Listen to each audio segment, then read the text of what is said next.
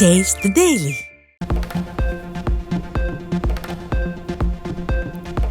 சென்னை திருவொற்றியூரை சேர்ந்த கார்த்திகேயன் என்பவர் 2 மணி நேரம் மயங்கி கிடந்த போதும் கண்டுகொள்ளாத காவல்துறை மற்றும் அரசு நிர்வாகம்.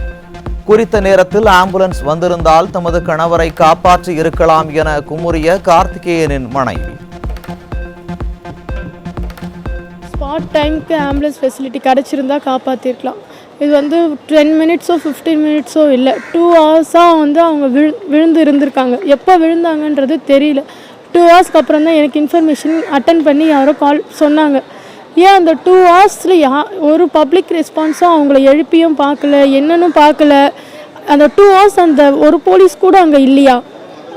இப்போ 15 lakhs மெம்பர்ஸ் அரேஞ்ச் பண்ணுறாங்கன்னா எப்படி சார்? அங்கே போலீஸ் கண்டிப்பாக இருக்கணும்ல, கண்டிப்பாக இருக்கணுமா? இல்லை எவ்வளோ ஆம்புலன்ஸ் ஃபெசிலிட்டி அரேஞ்ச் பண்ணியிருந்தாங்கன்றதும் தெரியல. சென்னை மெரினா கடற்கரையில் விமான சாகச நிகழ்ச்சியில் உயிரிழந்த ஜானின் உடலை உடற்கூறாய்வு செய்வதில் தொடர்ந்து தாமதம். உடலை ஒப்படைக்க கோரி பலமுறை கேட்டு மருத்துவமனை ஊழியர்கள் தங்களை அலைக்கழிப்பதாக ஜானின் உறவினர்கள் குற்றச்சாட்டு. பார்த்தீங்கன்னா எல்லாமே கூட்டத்தில் நெருக்கமாக இருந்தாங்க சார். எங்கள் மாமா எனக்கு ஃபோன் பண்ணுறப்போ நான் வரதுக்கே 1 மணி நேரம் ஆயிடுச்சு சார். நான் எங்கள் அப்பாவை பார்க்குறப்போ அங்கே அந்த ஃப்ளாட் மார்க்கில் படுத்து வச்சுருக்கேன் சார். அங்கே இப்போ நான் பேரப்பா 7 பேர் சார். எங்கள் அப்பாவுக்கு அவங்களுக்கு நான் என்ன பதில் சார் சொல்லணும்? இப்போ இன்னும் அவங்க கேட்டுன்னு இருக்காங்க சார். நைட்டு போனப்போ தாத்தாவே கேட்டுன்னு இருக்காங்க சார். விமானப்படையினரின் சாகசத்தை காண வந்த போது காவல்துறையினரிடம் மயக்கம் வருவதாக கூறிய அப்பாவி இளைஞர். செத்துப்போ என நெஞ்சில் ஈவு இரக்கமில்லாமல் கூறிய காவல்துறை.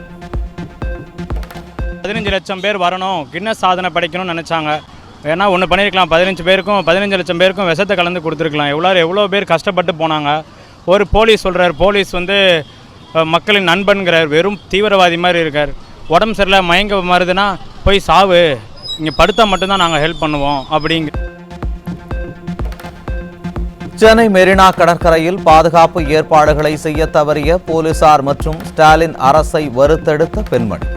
ஆத்திரத்துடன் பெண்மணி போலீஸ் ஜீப்பை தட்டிய போதும் வாங்கிக் கொள்ளாமல் வாகனத்தை நகர்த்தி சென்ற கையாலாகாத காவல்துறை.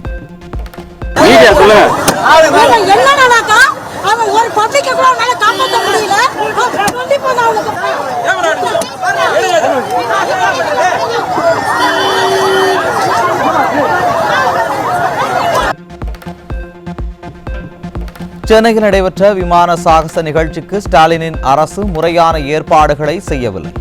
அரசின் அலட்சியத்தால் 5 பேர் உயிரிழந்து விட்டதாகவும் எதிர்க்கட்சித் தலைவர் எடப்பாடி கே பழனிசாமி குற்றச்சாட்டு. இவ்வளவு பேர் வருவார்கள் என்று திட்டமிட்டு தகவலை பெற்று அதற்கு தேவையான பாதுகாப்பு ஏற்பாடுகள், மக்களுக்கு தேவையான குடிநீர் வசதிகள், அடிப்படை வசதிகளை செய்து கொடுக்க வேண்டியது அரசினுடைய கடமை. ஆனால் முதலமைச்சர் அறிவிப்பை வெளியிட்டு விட்டு அந்த அறிவிப்பை நம்பி வந்த மக்களுக்கு துன்பம்தான் நேர்ந்தது. விலை மதிக்க முடியாத உயிரை இழந்ததுதான் மிச்சம். ஆக இந்த அரசனுடைய செயலற்ற தன்மை, கையிலாகாத தன்மை இதில் காட்டுகிறது. 5 பேரின் உயிரிழப்பிற்கு நிர்வாக திறனற்ற ஸ்டாலின் அரசே பொறுப்பு. சாக்கு போக்கு சொல்லி தப்பிக்க முடியாது என எதிர்க்கட்சித் தலைவர் எடப்பாடி கே பழனிசாமி காட்டம். ஆனால் தமிழகத்திலே ஒரு பொம்மை முதலமைச்சர், திறமையற்ற முதலமைச்சர் நாட்டை ஆளுகின்ற காரணத்தினாலே, திட்டமிட்டு செயல்படாத காரணத்தினாலே இன்றைய மக்கள் துன்பத்திற்கு ஆளாயிருக்கின்றார்கள். பல பேர் இறந்திருக்கின்றார்கள். 100க்கும் மேற்பட்டவர்கள் இன்றைக்கு மருத்துவமனையிலே சிகிச்சை பெறுகின்ற அவல நிலையை நாம் பார்க்க முடிகிறது. இதை நாங்கள் வன்மையாக கண்டிக்கிறோம். அநியாயமாக 5 உயிர்கள் பறிபோனது பற்றியும் மக்கள் பட்ட துயரத்தை பற்றி பேசுவது எப்படி அரசியலாகும்? 5 உயிர்கள் பலியானதை அரசியலாக்க வேண்டாம் என கூறிய அமைச்சர் மாசுவுக்கு எதிர்க்கட்சித் தலைவர் எடப்பாடி கே பழனிசாமி சரமாரி கேள்வி. பொம்மை முதல்வரின் ஆட்சியில் தமிழகத்தில் போதைப் பொருள் புழக்கம் சர்வசாதாரணமாகிவிட்டது. மாணவர்கள் மற்றும் இளைஞர்களின் எதிர்காலம் கேள்விக்குறியாகி உள்ளதாக எதிர்க்கட்சித் தலைவர் எடப்பாடி கே பழனிசாமி வேதனை. போதைப் பொருளுடைய விற்பனை அமோகமாக நடைபெற்றுக் கொண்டிருக்கிறது. இன்றைக்கு காவல்துறைக்கு முழுமையான சுதந்திரம் கிடைக்காத காரணத்தினால அவள் கட்டுப்படுத்த முடியல. ஏண்டா ஒரு பிடிச்சா உடனடியா ஆளுங்கட்சி சேர்ந்த ஒரு சுபாஷ் செய்து அதை விடுவித்துறாங்க. அதனால போதை ஆசாமிகளை முழுமையாக பிடித்து அவர் மீது வழக்கு பதிவு செய்து சிறையில அடைக்க முடியாத ஒரு அவலநிலை பார்க்க முடிகிறது. மெரினா கடற்கரையிலேயே 5 உயிரிழந்து விட்டதாக கூசாமல் பொய் சொன்ன அமைச்சர் மாசு. பொய் சொல்லலாம், அதுக்காக ஏக்கர் கணக்கிலா பொய் சொல்வது என மக்கள் கேள்வி.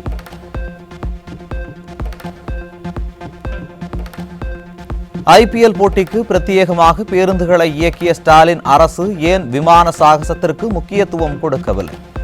ஐபிஎல் போட்டி கார் ரேஸ் போல விமான சாகசத்தில் கல்லா கட்ட முடியாததால் கண்டுகொள்ளவில்லையா என பொதுமக்கள் கேள்வி.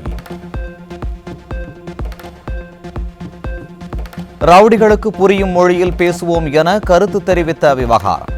வரும் 14ஆம் தேதி சென்னை மாநகர காவல் ஆணையர் அருண் நேரில் ஆஜராகி விளக்கம் அளிக்க மாநில மனித உரிமை ஆணையம் உத்தரவு.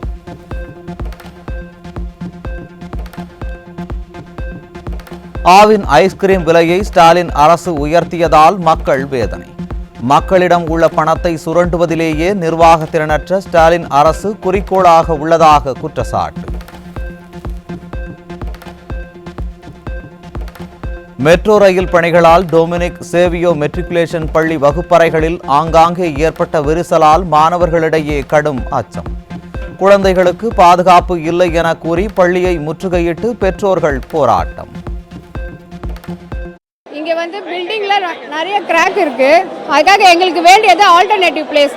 வேற இடம் கொடுத்தா நாங்கள் குழந்தைங்கள ஸ்கூலுக்கு அனுப்புவோம். அது மட்டும் தான் இப்போ நாங்கள் எதிர்பார்க்கறது. வேற எதுவும் எங்களுக்கு தேவையில்லை. குழந்தைங்க சேஃப்டி எங்களுக்கு ரொம்ப முக்கியங்க.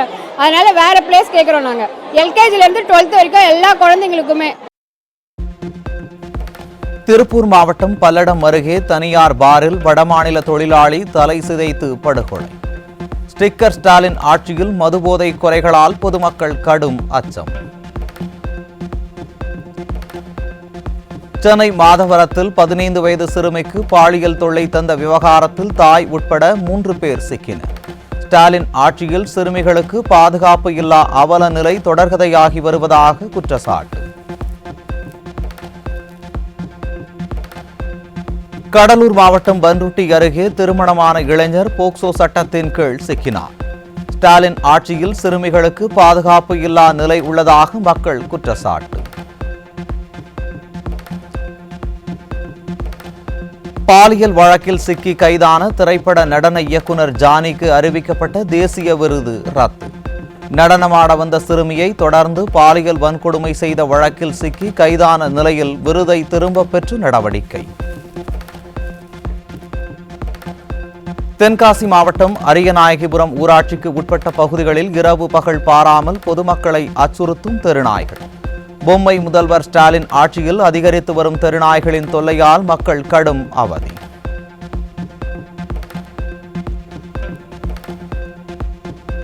டெல்லியில் கடந்த வாரம் 5620 கோடி ரூபாய் மதிப்பிலான கொக்கைன் பறிமுதல் செய்யப்பட்ட நிலையில் தற்போது மத்திய பிரதேச மாநிலம் போபாலில் 1814 கோடி ரூபாய் மதிப்பிலான மெப்பட்ரோன் போதைப் பொருள் சிக்கியது.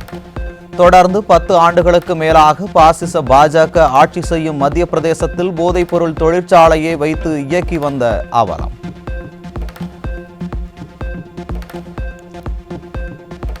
கோவை மாவட்டம் சூலூர் காவல் நிலையத்திற்குட்பட்ட எல்லையில் 14 கிலோ கஞ்சா சிக்கியது. ஸ்டாலின் ஆட்சியில் தமிழகம் கஞ்சாவின் புகலிடமாக மாறி வருவதாக மக்கள் குற்றச்சாட்டு.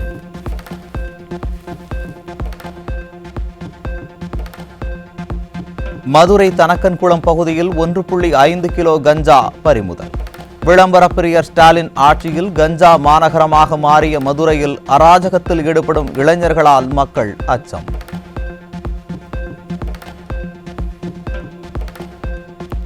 சென்னை மெரினா கடற்கரையில் லூப் சாலையோரமாக உள்ள மீன் கடைகளை மாநகராட்சி ஊழியர்கள் அகற்றியதற்கு மீனவர்கள் எதிர்ப்பு. டோக்கன் கொடுக்காத பலரின் கடைகளையும் சென்னை மாநகராட்சி அகற்றியதாக மீன்கடை உரிமையாளர்கள் குற்றச்சாட்டு. 2024ஆம் ஆண்டு மருத்துவத்திற்கான நோபல் பரிசு அமெரிக்காவைச் சேர்ந்த விக்டர் ஆம்ப்ரோஸ், கேரி ருவ்குன் ஆகியோருக்கு அறிவிப்பு.